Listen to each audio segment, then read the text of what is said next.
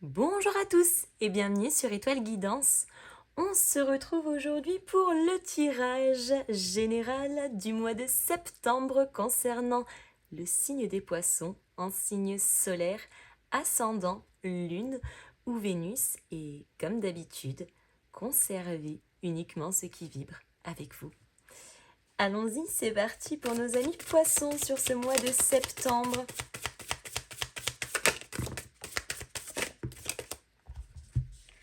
Nous avons la reine d'épée, le 2 de coupe, le 10 de bâton.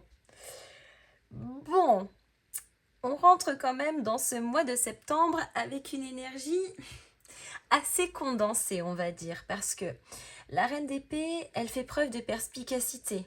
Elle a besoin de clarté, mais elle a aussi besoin de son côté indépendant. C'est vrai qu'avec un 2 de coupe ici, on nous parle d'union, de lien, d'engagement.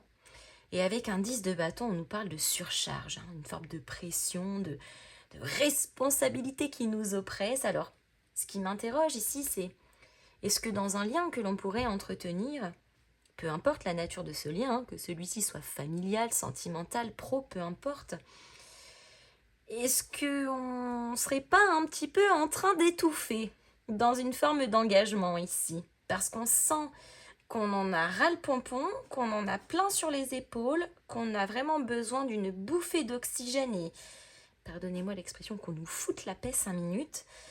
Mais j'ai comme le sentiment ici d'une surcharge générale, encore une fois, dans un lien, dans une union, dans quelque chose où quelque part vous avez aussi votre part, mais c'est comme si ça venait vous étouffer. On va continuer, on va voir.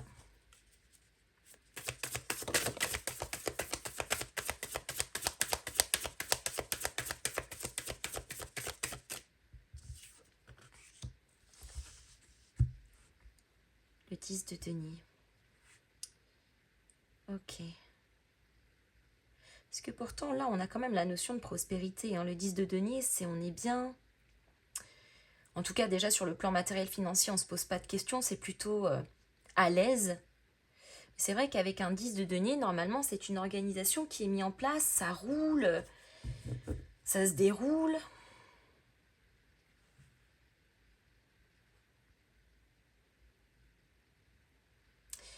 Ou alors, pour certains, ça serait la pression du parfait. De tout le temps devoir être au top, de tout le temps devoir sourire, de tout le temps dire que ça va bien alors qu'on en a juste ras la gueule. C'est peut-être l'image, ce 10 de denier. De montrer que tout va bien, que tout est pérenne, que tout est beau, que tout est rose, alors qu'en réalité, cette reine de denier, ce 2 de coupe et ce 10 de bâton, ça vient nous dire qu'en fait, vous en avez plein le dos.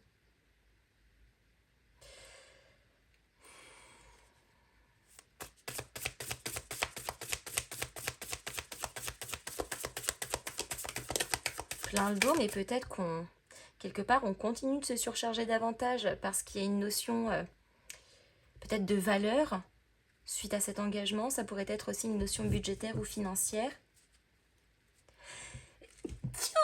Toutes mes excuses, les aléas du direct, je vous entends déjà. Merci beaucoup.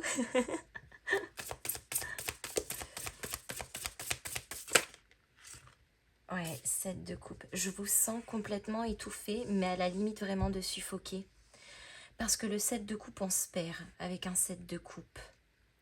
Il y a plusieurs possibilités, mais on est là, on est complètement perdu au milieu de ces 7 coupes et on ne sait pas, entre guillemets, quelle porte de sortie choisir.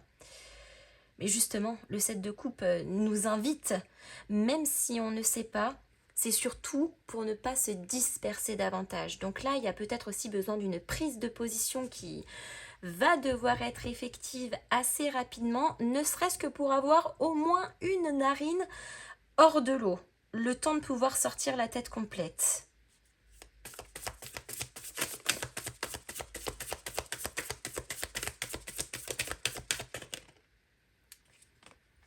Tempérance, les amis, le signe du Sagittaire.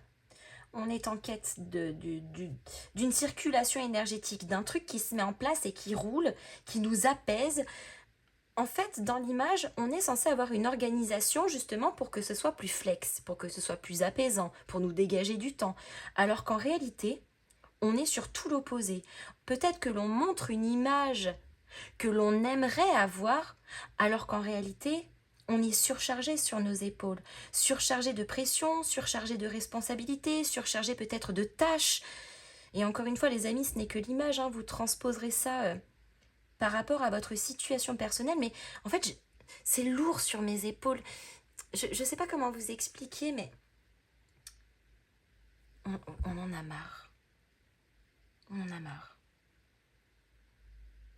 Marre d'être étouffé, marre de devoir peut-être même assumer des responsabilités qui ne sont pas les nôtres, marre de devoir subir une certaine pression sociale ou familiale ou je ne sais pas quoi d'autre, professionnelle peut-être aussi.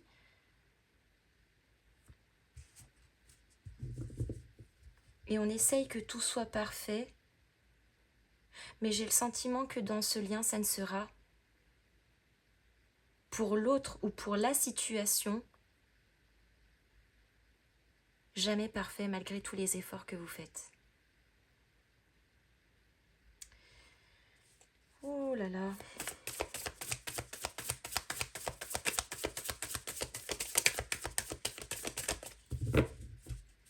Je pense qu'il y a besoin d'une grosse prise de recul ici. Déjà pour vous retrouver vous-même et ensuite pour réajuster une situation.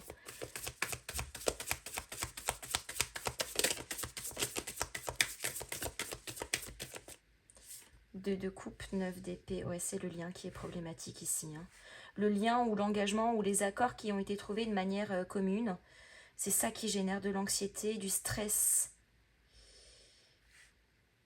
Peut-être même de la culpabilité avec un 9 d'épée.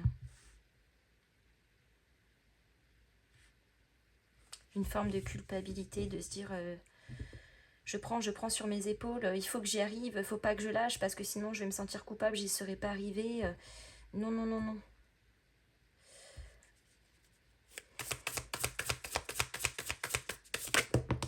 Ça pourrait être bien évidemment le travail de la personne aussi avec qui vous êtes engagé, qui vous laisse tout le fourbi sur les épaules.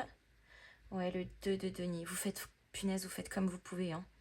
On essaye de s'adapter, on essaye de gérer, on essaye de trouver un minimum d'équilibre dans tout ce qui pèse trop lourd. Mais à un moment donné, quand ça pèse trop lourd, il n'y a plus d'équilibre.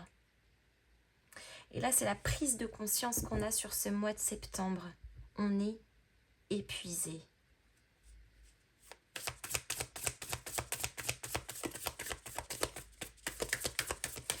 Le 7 de coupe, je donne un exemple. Je prends l'exemple pro. Votre patron, il vous surcharge de taf. Votre collègue, elle s'est barrée.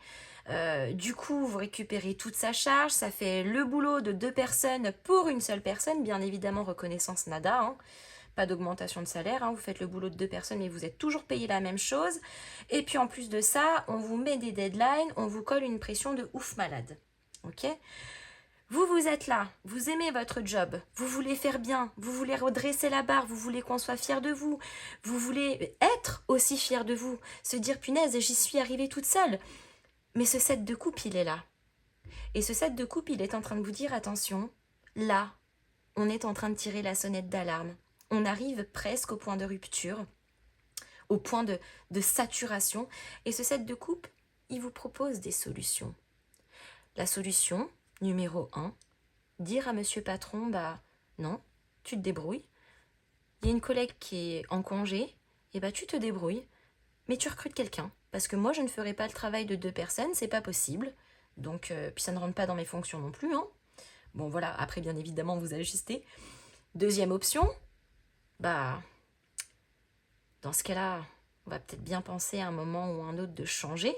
Parce que l'organisation qui est mise dans cette entreprise, la façon de faire, etc., ça ne vous arrange pas, si ce n'est pas même parfois à votre détriment. Donc il y a la solution de chercher autre chose et puis de quitter l'endroit où vous êtes. Il y a la solution d'aller voir son médecin et de dire que ça ne va plus. On a le droit, hein. Malheureusement, aujourd'hui, alors ça c'est pareil, les arrêts maladie Aujourd'hui, il y a tout un sujet là-dessus. Mais en fait, je pense que les gens sont dans cette idée parce qu'il y a eu tellement d'abus aussi qu'aujourd'hui, bah, dès que quelqu'un est en arrêt maladie, ah bah, c'est tout de suite, on est jugé. Mais l'arrêt maladie, il est là parce qu'on ne va pas bien. Alors oui, ça a été abusé dans un certain temps, et c'est vrai que malheureusement, tout le monde en fait un amalgame, et on pourrait entendre certains dire oui, mais t'es pas courageux, allez, lève-toi, t'es une feignasse. Non. Quand on décide d'aller voir son médecin, c'est même déjà qu'on a repoussé une échéance plus que ce que l'on aurait dû repousser. Donc voilà. Après, attention, je ne suis absolument pas en train de prôner les arrêts maladie, mais moi, j'aime pas ça. Mais encore une fois, c'est un besoin qui est propre. En fait, c'est ça qu'il faut comprendre, c'est que c'est un besoin qui est propre et que chacun, émotionnellement, a son échelle. Et personne n'est blâmable pour ça. Donc voilà, s'il vous plaît, juste pas de débat dans les commentaires sur la notion de l'arrêt maladie. J'explique juste mon image. Donc voilà, donc là par exemple, vous avez ces trois solutions-là et éventuellement, petit rendez-vous avec la DRH pour essayer de trouver une autre solution. Voilà, mais le set de coupe, lui, il est en train de vous dire, hé, il va falloir prendre position dans la situation. Ça veut dire que vous ne restez pas là où vous êtes à vous charger là comme une mule jusqu'à vous casser les quatre pattes. Alors, bien évidemment, ces solutions-là pourront être étudiées aussi, mais là, clairement, un 10 de bâton, un 2 de denier, s'adapter, gérer comme on peut, trouver un petit brin d'équilibre dans ce qui n'en finit jamais, ça suffit.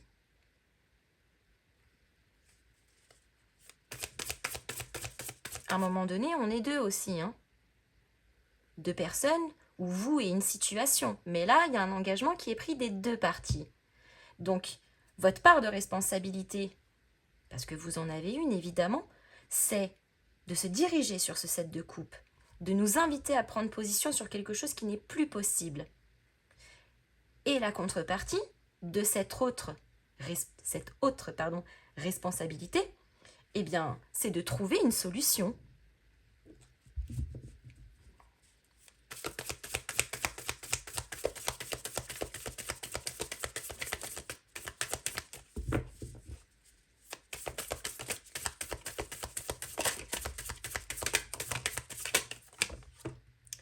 Alors, celles-ci ne se sont pas retournées, donc je ne les prends pas. Je ne prends que les deux là. Nous avons le roi de denier. Ouais. Donc là, on est aussi en train de reprendre possession de sa propre stabilité personnelle. C'est-à-dire qu'ici, on ne laisse plus quelqu'un ou une situation venir nous surcharger. On pense d'abord à soi. On se stabilise d'abord soi-même, ses émotions, son train de vie, son cadre de travail. Et ensuite, on sécurisera le reste. Allez, 4 d'épée sur un set de coupe, les amis. Le 4 d'épée, c'est la convalescence. Hein. Très souvent, c'est les périodes de convalescence. C'est le repos, la retraite, la récupération. Bien évidemment, vous le jugerez tel que vous en avez besoin. 5 de denier. Ouais, parce qu'on est dans une forme de précarité. On manque. Manque de tout, manque de temps, manque d'énergie, manque de... Et on est là et on rajoute encore sur vos épaules. Manque d'aide.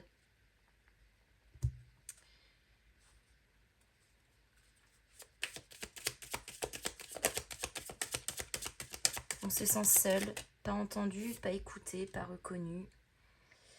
On a l'héritage. L'héritage, ça nous parle de la hiérarchie ou de ce qui est ancien, les ancêtres ou la hiérarchie. Donc ça pourrait rejoindre ces deux cadres-là, peut-être du transgénérationnel dans certains cas. L'étoile de la femme, en tout cas, sur ce mois de septembre, les amis, il va être question de vous faire confiance et de vous écouter. Pas à moitié, pas à demi-mot, de vous écouter réellement. En tout cas, l'univers est avec vous, il vous accompagne, il vous protège avec l'étoile de la femme.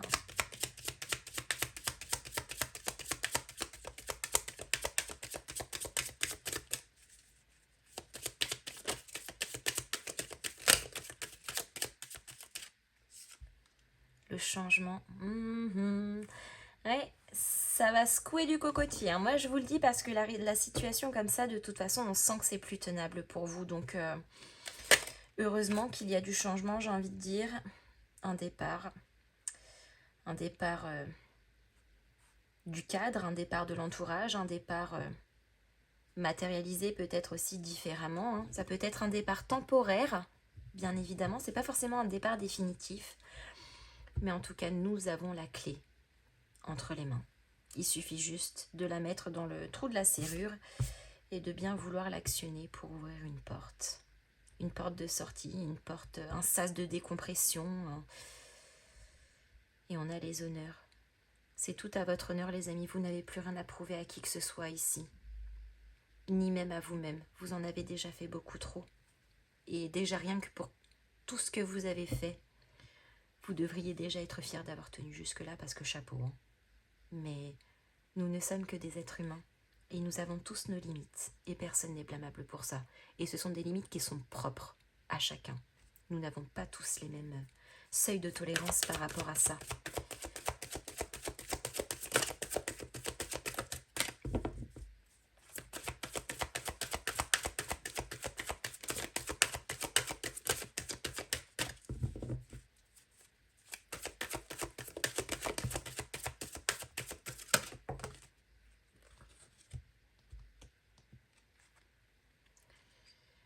Passe à l'action. Écoute ton intuition. Bon, je pense que j'ai pas besoin d'en rajouter davantage, les amis. Tout est là. Passe à l'action en écoutant ton intuition. Je m'arrête ici. J'espère que cette guidance vous aura plu. N'hésitez pas à me mettre vos petits pouces en l'air, à me faire vos retours dans les commentaires, à booster et à partager cette vidéo. Et en attendant, je vous fais à tous de gros bisous et je vous dis à très bientôt.